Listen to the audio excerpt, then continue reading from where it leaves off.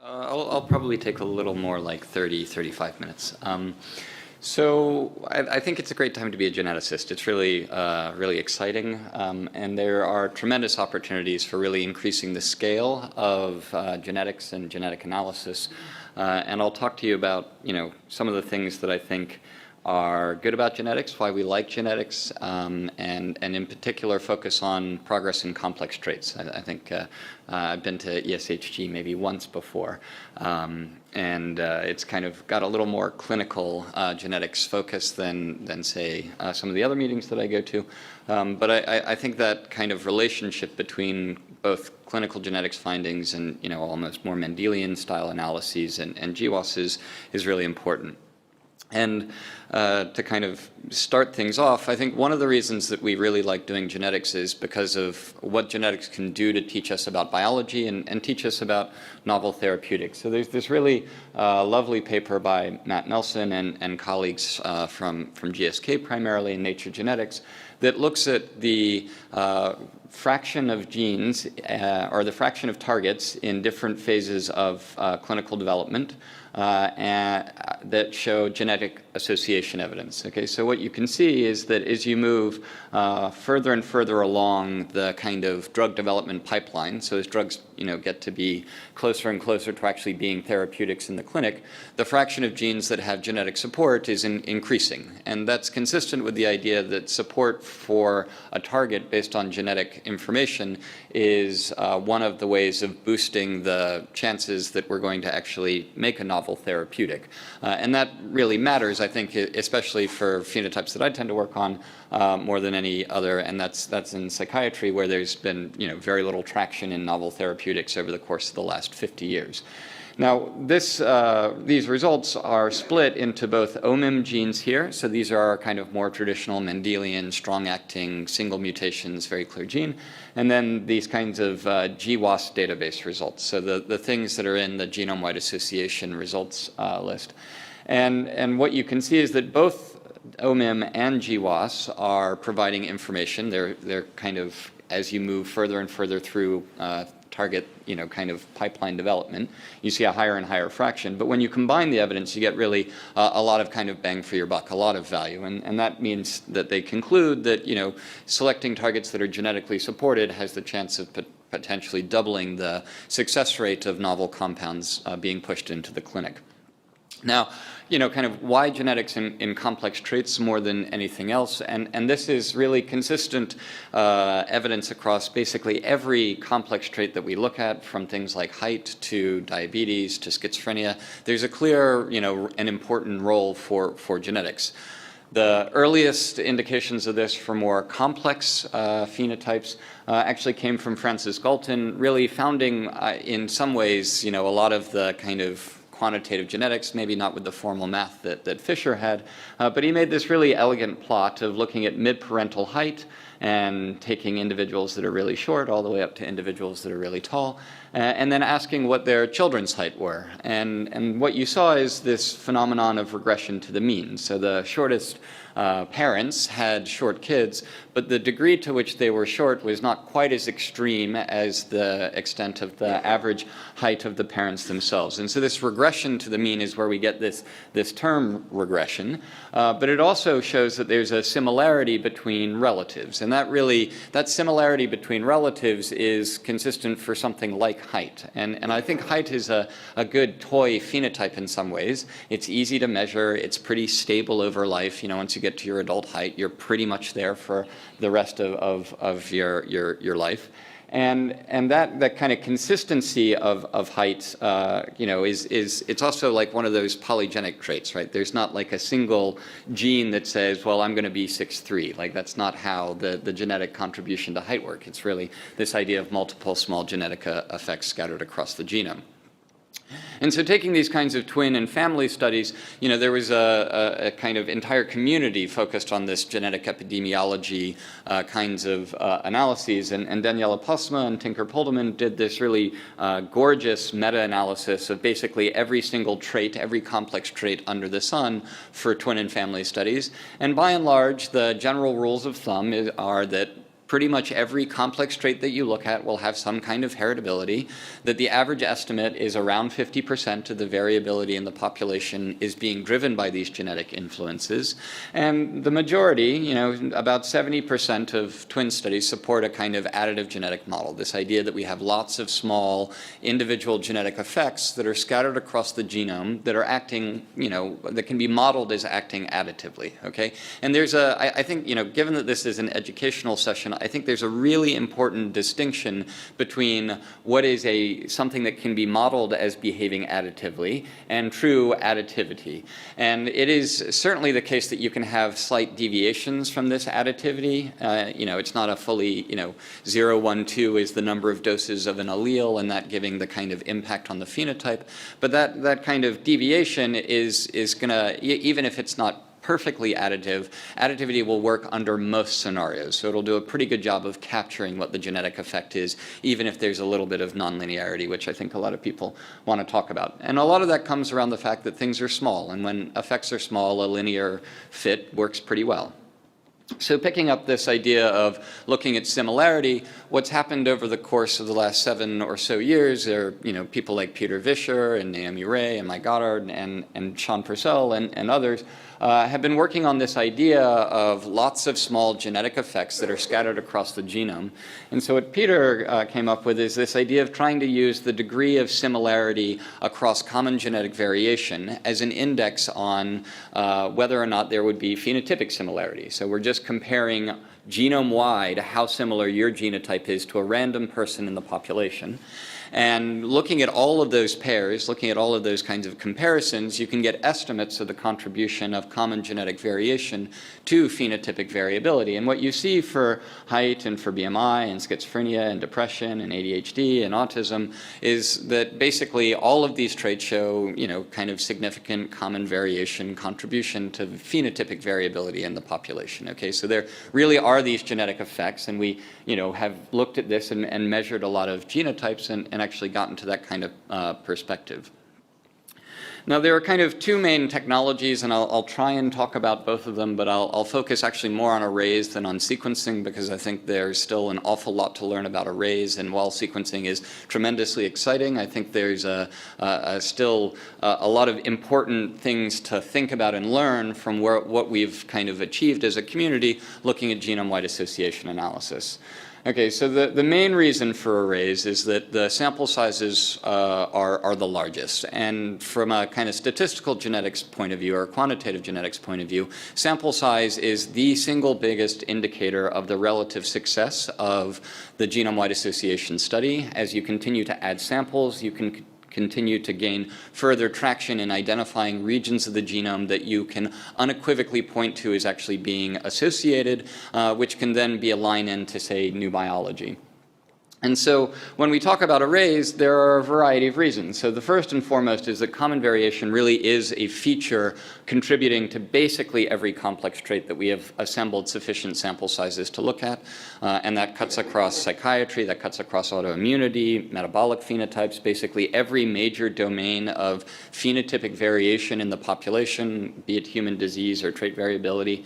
Almost all of these things have a clear and substantial role of common variation in conferring risk. There are a handful of phenotypes for which common variation is not conferring risk. These are our Mendelian disorders, are things like Huntington's or cystic fibrosis. But outside of those strong-acting Mendelian phenotypes, these common complex traits are really governed by a non-trivial contribution of common variation.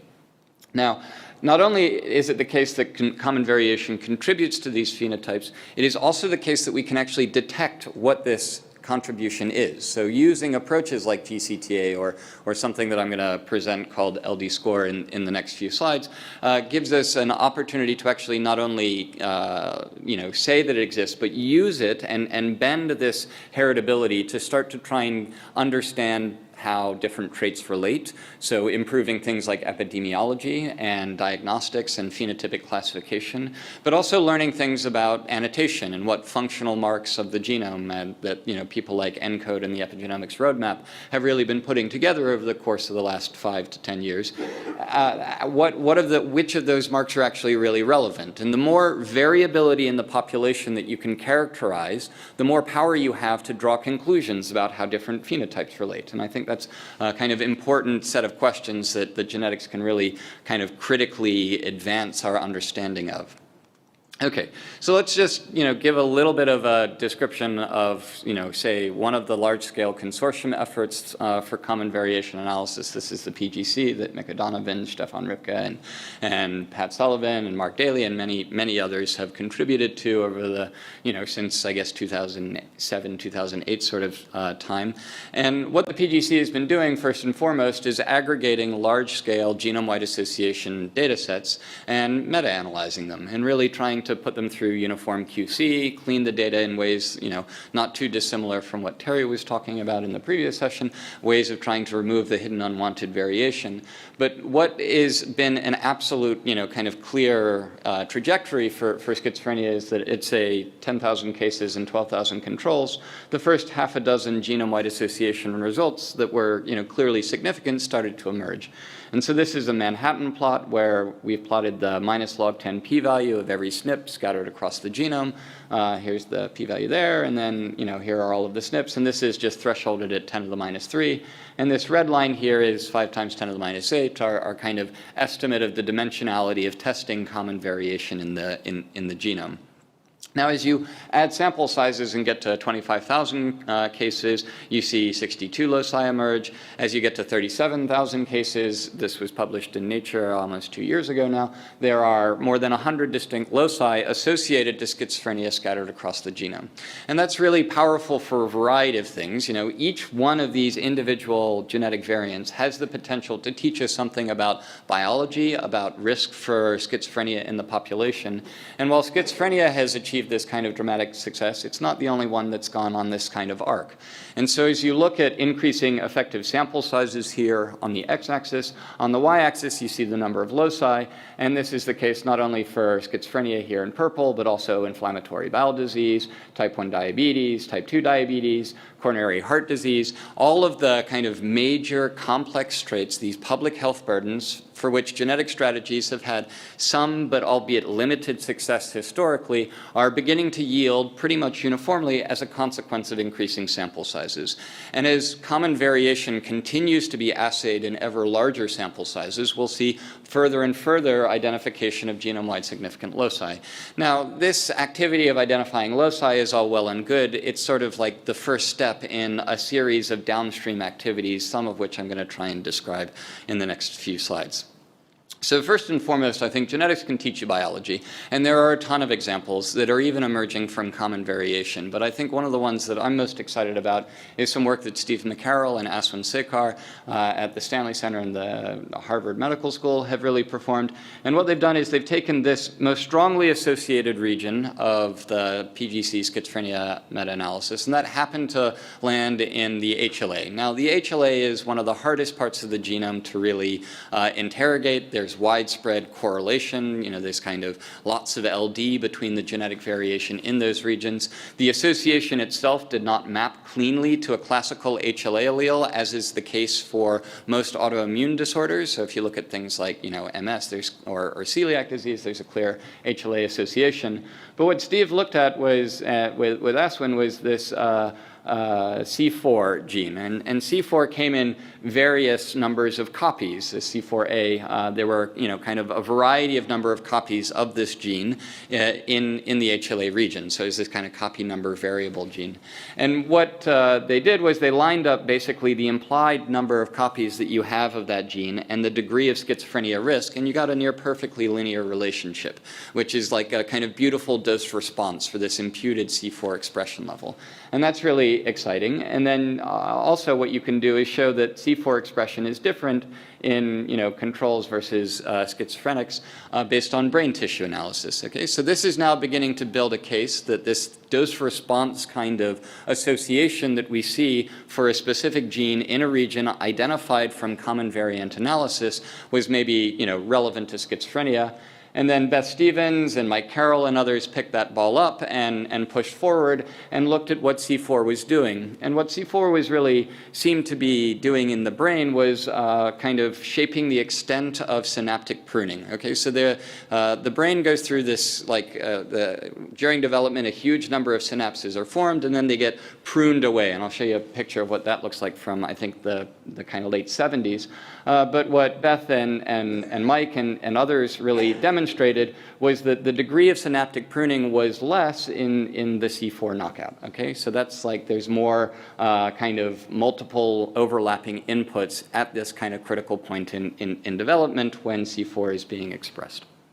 Okay, so synaptic pruning now can become like a new hypothesis in a sense, or at least a further supported hypothesis in the context of actually what's driving risk for schizophrenia. And neurobiology is really, really challenging, but this is some work from Huttenlocher in the late 70s showing the degree of synapse formation. So at birth you have very little synapse, and then as a child there's an explosion in the amount of synaptic kind of development that is generated, and then some of it gets pruned away in adulthood, and that's part of this kind of neurobiological, neurodevelopmental process with respect to synapse.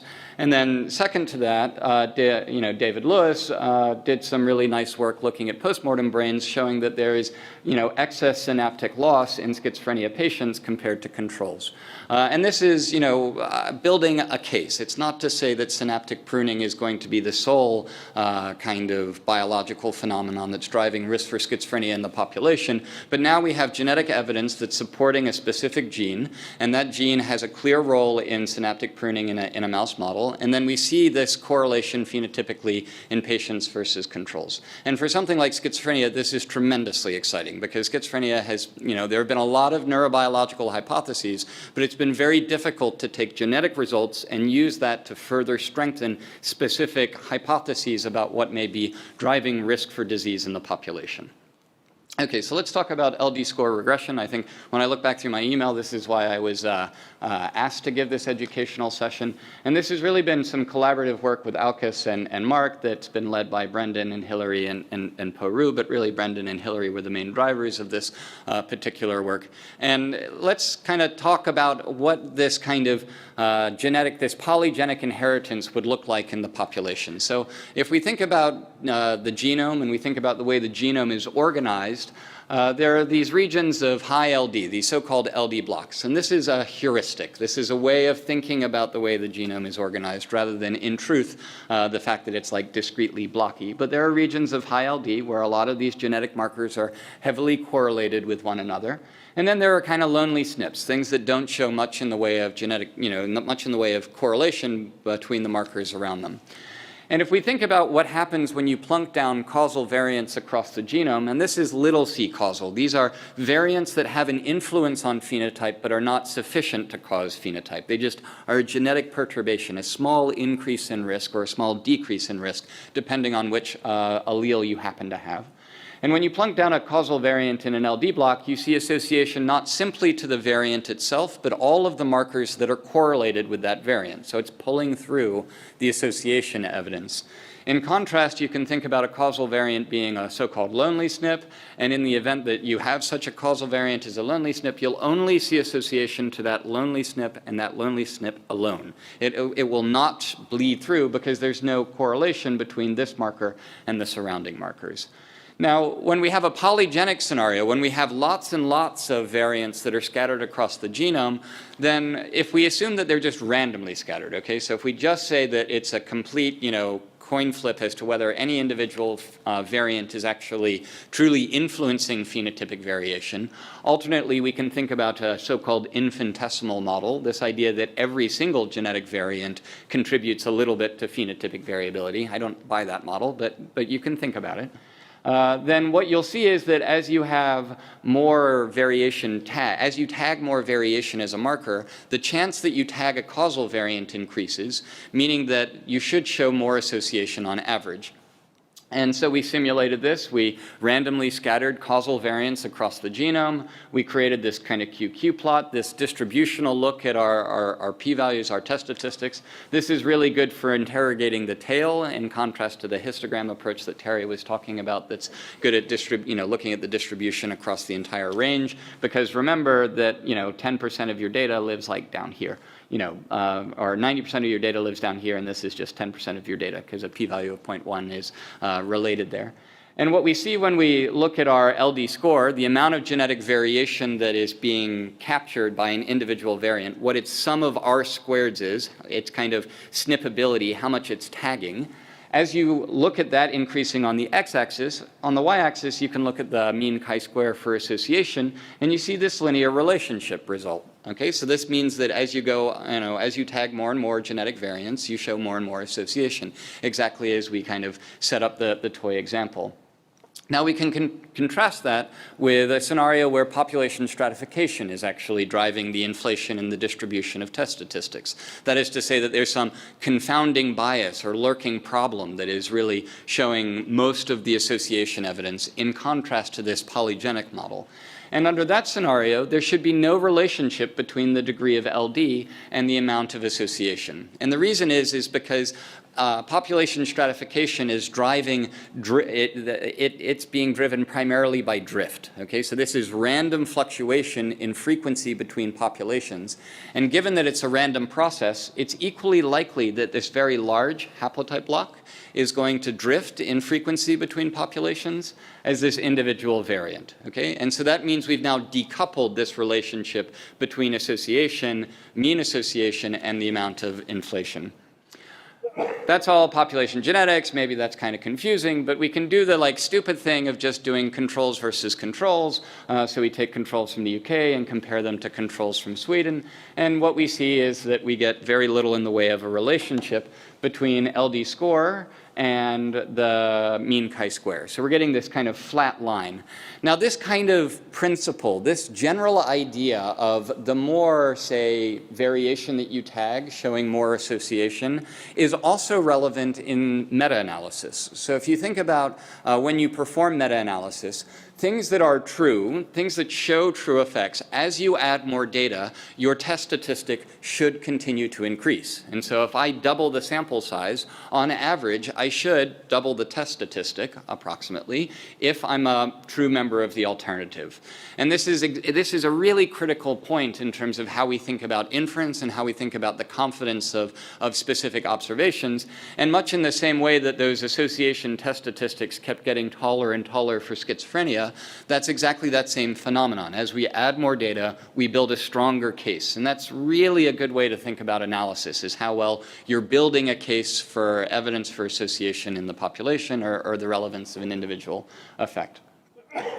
Now here's a little bit of scary math. I didn't quite do what Terry did and censor all the scary math, but I just want to flag that this we can make an assumption about the distribution of SNP effects. This is a traditional assumption in quantitative genetics. And if we make that assumption about the distribution of SNP effects, then we can actually now create a new estimator of heritability. Okay? And that's really what is nice here, is that we can use this idea of heritability and the amount of variability in the population explained by all genetic variation or a class of genetic variation to inform on what is important and what is relevant. It is one metric, one arbiter of relevance. Okay, so the first key extension here is really this idea of partitioning heritability. And full credit really goes to Alkes and Sasha Gusev and others that have been working on this idea of trying to take our all common genetic variation and chunk it up based on things like annotations. So we can do our basic LD score analysis, or we can lay down some annotations like DHS or coding variation. And when we lay down these annotations, we can now create LD scores that are specific to those annotations. Okay, so this is how much genetic variation are you tagging that is a DHS, or how much genetic variation are you tagging that is a coding variant. Okay, and that now gives you a different way of looking at the contribution to phenotypic variation from classes of variation. So it can tell you what annotation marks are more or less important. And so all we're doing, again, is taking those test statistics and correlating those test statistics that we get from these large-scale genome-wide association meta-analyses with LD scores, the amount of genetic variation being tagged. So that means we need no individual-level data, something that Nick Patterson gives me kind of consistent grief for because it's kind of perpetuating this idea that just sharing summary statistics is okay. He likes individual data-level sharing. But it also means that we can go pretty broad in annotations pretty reasonably. And we can also go pretty broad in terms of phenotypes, right? So we can just take, a whole bunch of different complex traits and see what comes out in the wash. And we can look at this in a couple of different ways. So the first way that we can look at it is to take those 17 traits that I just kind of flashed up across anthropometrics, autoimmunity, psych, et cetera, and ask what the kind of average per SNP heritability is. Okay, so if we think about this polygenic model, this idea that there are hundreds or maybe thousands upon thousands of genetic variants scattered across the genome, influencing phenotypic variation in the population, an important question now becomes what annotations really matter? How do we actually decide what annotations are important?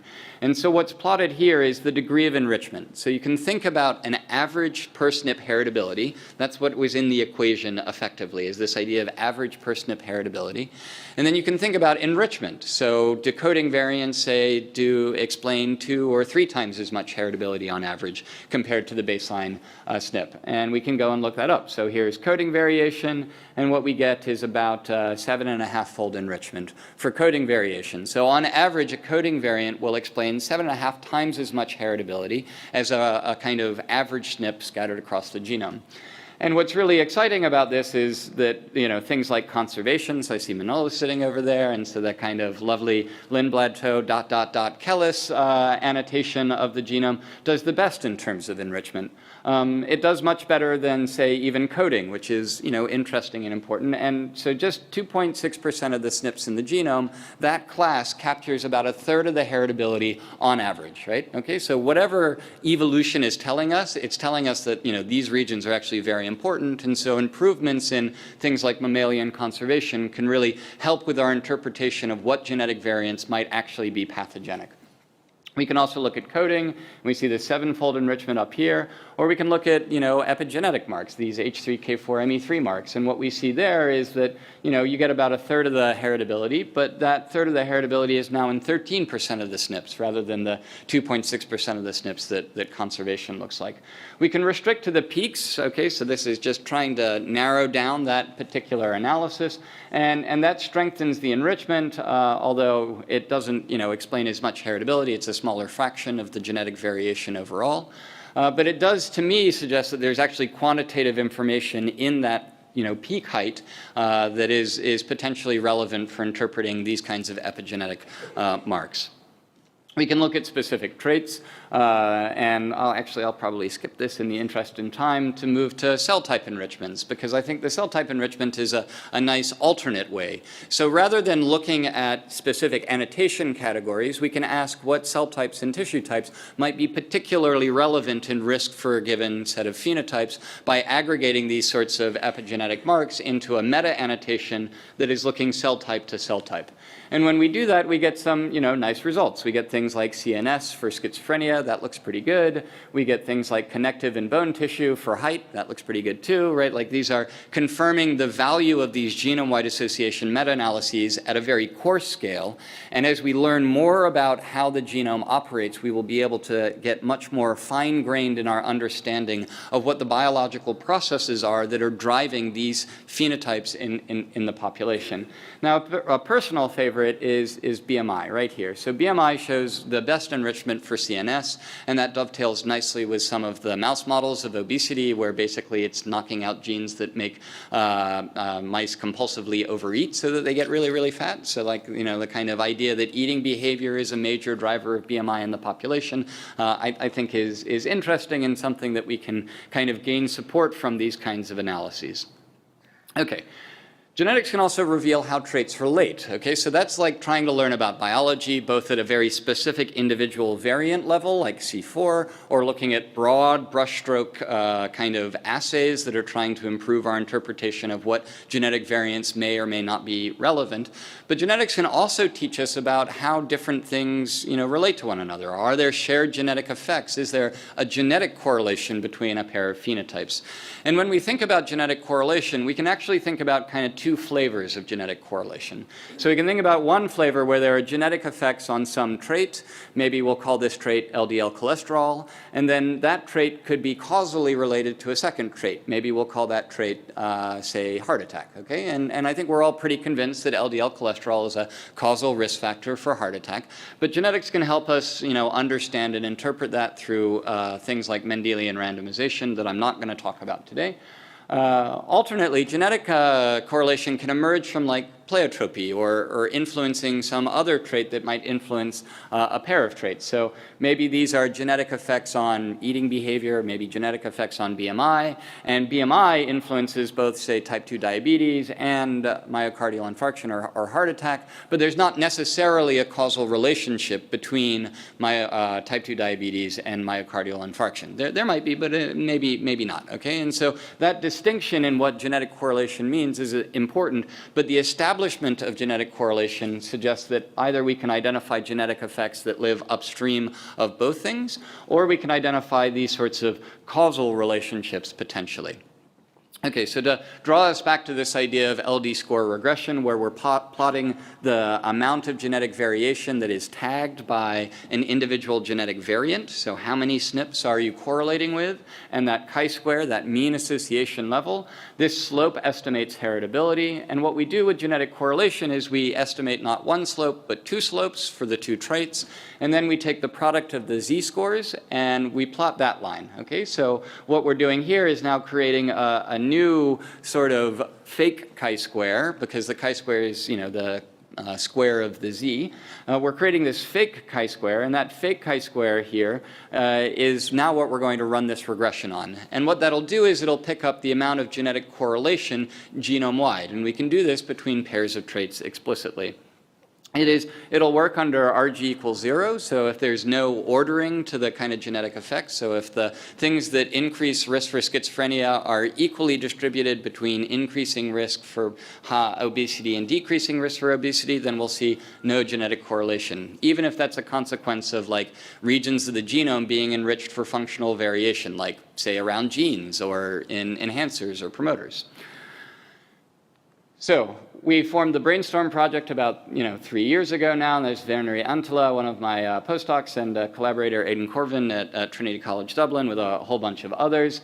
And we've taken and tried to aggregate over 200,000 cases across basically every major neurological and psychiatric phenotype that we've looked at.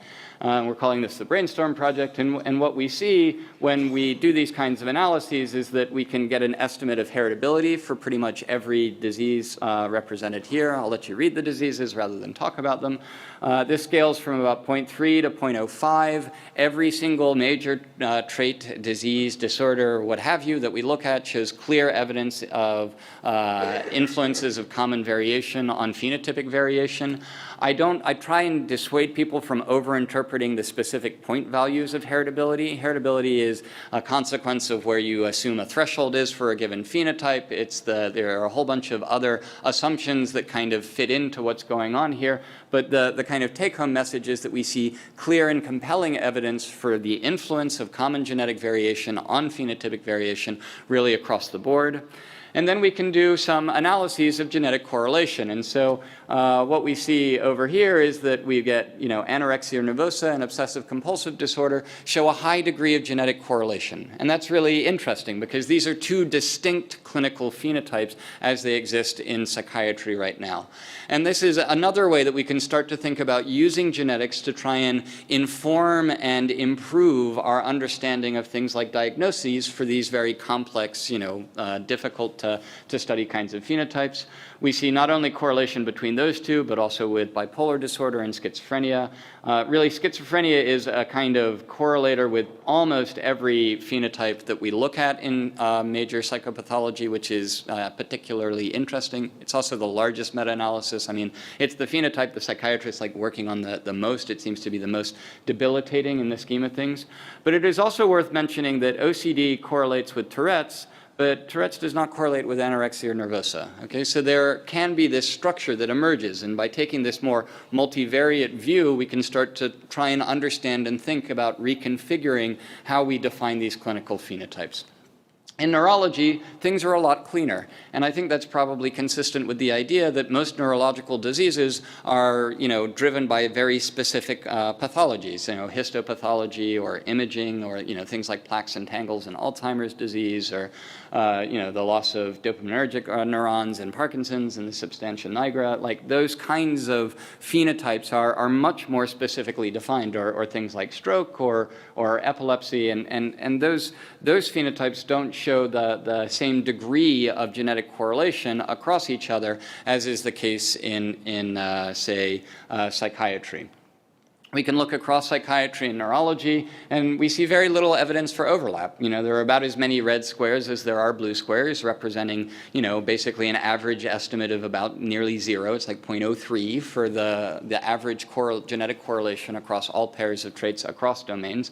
And that supports this idea that there's, kind of reasonable specificity to these deficits, even though patients with Alzheimer's disease, for example, will present with psychosis and psychotic-like symptoms. That psychosis is not being driven by the same phenomena as we see in schizophrenia.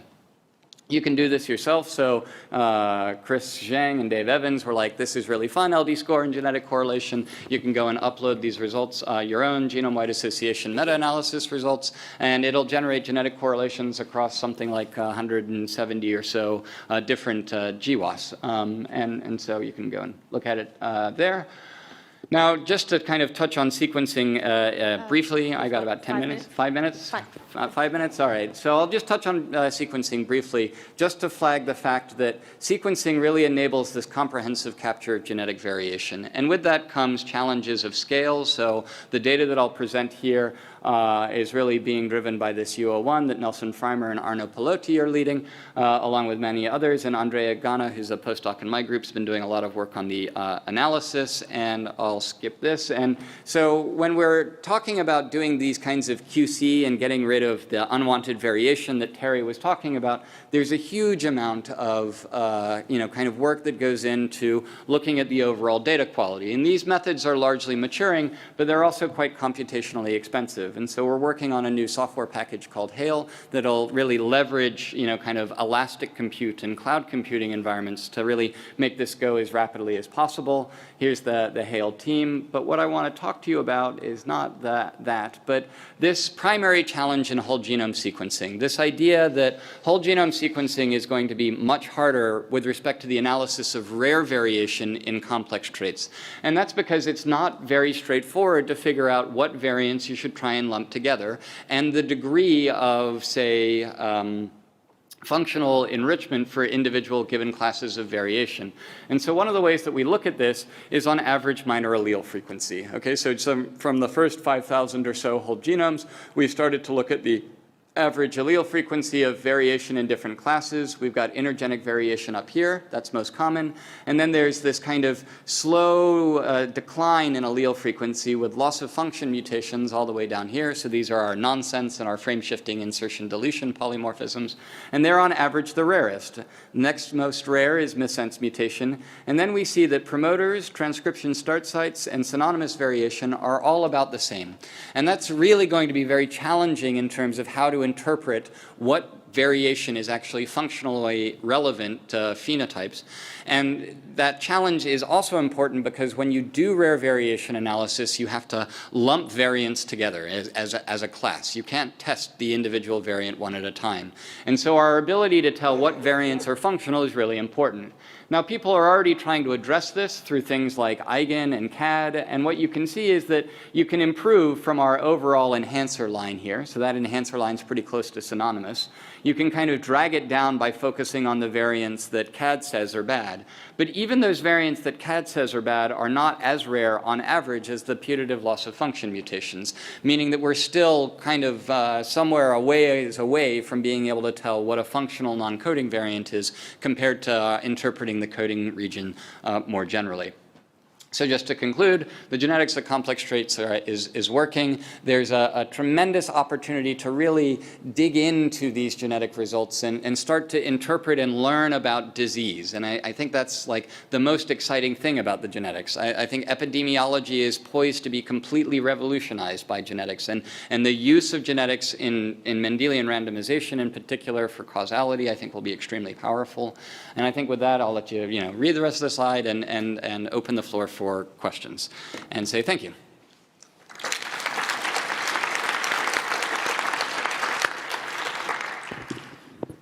Thank you so much for this exciting talk, and I think, you've put some interesting issues on the table, and I don't know if somebody has any comments or questions.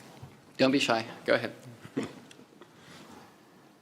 Hi, Meghna Prasad, University of Strasbourg. It was a very interesting talk, thanks. It was probably one thing I just didn't understand. The slide where you showed the fold enrichment of the different kinds of SNPs based on where they were, and the percent heritability that could be explained, I found it to be rather counterintuitive that the coding SNPs tend to be more enriched, but tended to explain less of the heritability. How do you explain Right, so the degree of enrichment is a consequence of the heritability and the number of SNPs in that class. And so coding variants have very few SNPs compared to something like enhancer H3, K4, ME27. Those kinds of epigenetic marks have a much larger chunk of the SNP pie. So coding SNPs, I think, are about 1 and maybe 2.5% of or 1.5% of the SNPs, whereas conserved is a little bit more. That it's a small slice of the overall set, and so the number of SNPs in the bin will also influence the total amount of heritability being explained. Okay. Is that in any which way related to the actual biology, do you think? Well, I mean, there's only, I guess in a sense it is, insofar as the coding variation, you have to be a coding region, and the coding region itself is only about 1.5% of the total footprint of the genome. So enhancers and things that say recruit kind of transcriptional machinery is a much larger footprint, at least as we kind of deem it now, compared to what the actual coding sequence itself is. And so that's much smaller comparatively. Thanks. Sure. Another question? Yeah. Thank you very much. Burak Karajoran from Turkey. Referring to the GCTA assumptions using uniform priors, instead of this, if we employ biological priors, which is based on maybe prior information where the signals are, do you think that this might be a relevant option, or this might be biased results called curate? Yeah, so it's kind of a difficult question. I mean, the way that functional information, I think, is best integrated into these kinds of approaches is actually through partitioning. So in LD score, for example, we run a general model, and the general model tries to include every functional class and category that we look at, so that when we test for enrichment, we are accounting for as much other kind of lurking components. In terms of actually getting a better estimate of heritability, the estimates are pretty stable. Like, I don't think there's a huge amount of margin in terms of thinning out what markers that you look at versus not. And I mean, you probably pay a little bit of penalty for noise in the construction of your, your genetic relatedness matrix, but that price is comparatively small because there are many effects that are really scattered across the genome, and so things are pretty robust. Any additional question from the floor? Oh, Samali is going to ask a question. Hi, Ben. Your point number 4 there, annotation is the key for analysis. How do you see, where are we now in terms of the non-coding variation and the annotation? How much should it get better for us to be able to lump together wisely variants? Well, I think there's like two parts to this. One is maybe more knowable than the other. So the unknowable part is the degree to which genetic variant in a non-coding region is going to have a similar biological or functional impact as, say, a coding variant. Okay, so a putative loss of function mutation is going to knock out one of your 2 copies of the gene. There may be compensatory mechanisms that mean that you transcribe an awful lot more of that gene to compensate for that. And so that may, weaken the effect, and it's not always a guarantee that that'll be the most deleterious, but on average, it's clearly the most deleterious from a selection point of view. So that's some index on what I would call, quote unquote, effect size, right? So non-coding variants, they may have effect sizes that are comparable to loss of function mutations, but I would think that that will tend to be the exception rather than the rule. The other question is how well we can call them, right? So LOS, we do a pretty good job at calling. Like you can, do a baseline call that's probably a little bit noisy, and then you ratchet up your, thresholds in terms of frequency, in terms of exon inclusion, in terms of whether or not it's like at the end and causing nonsense-mediated decay or a truncated variant. Like that, that space of exploring loss of function mutations is pretty well trodden and pretty well explored, and we can do a pretty good job of really identifying which ones we really think are going to be functionally impactful. I think we have to get as good for non-coding variation as we are at LOF calling, because I think of the first point, the effect size for these non-coding variants will be weaker than they will be for the LOFs, and so that's the bar that I would hold us to. Like if we can get as good at predicting the consequences of a genetic variant as we are for calling a putative LOF, then I think we might stand a shot. I think independent of that, we're going to have an awfully hard time identifying non-coding regions of association from rare variants in particular. Thanks. I have a question about the scaling up through increasing sample size, through aggregating cases from different studies. I suppose this is a basic question from a non-statistician, but I'm always concerned about how independent those studies are, and whether we are biased by throwing information that comes from, not completely independent studies, meaning some of the patients in one study, maybe in another study as well, and how do you deal with that? So sample overlap is a big problem. I think in the presence of sample overlap, you're going to get massive bias in your distribution of test statistics. That's really going to kind of hurt those kinds of results, and they're going to weaken things. And that's, I think, probably the single best argument in favor of widespread data sharing and access to individual level data, is so that you can perform checks looking not only for sample overlap at an identity level, but things like siblings or cousins. I mean, the chance that multiple relatives end up in 2 disparate studies is maybe non-zero. And so I think if we can, as a community, move more and more towards this idea of individual level data sharing for the purposes of genetic analysis, then I think we will be in a better position to ensure the integrity of the kinds of analyses and approaches that we're engaged in doing right now. Okay, thank you.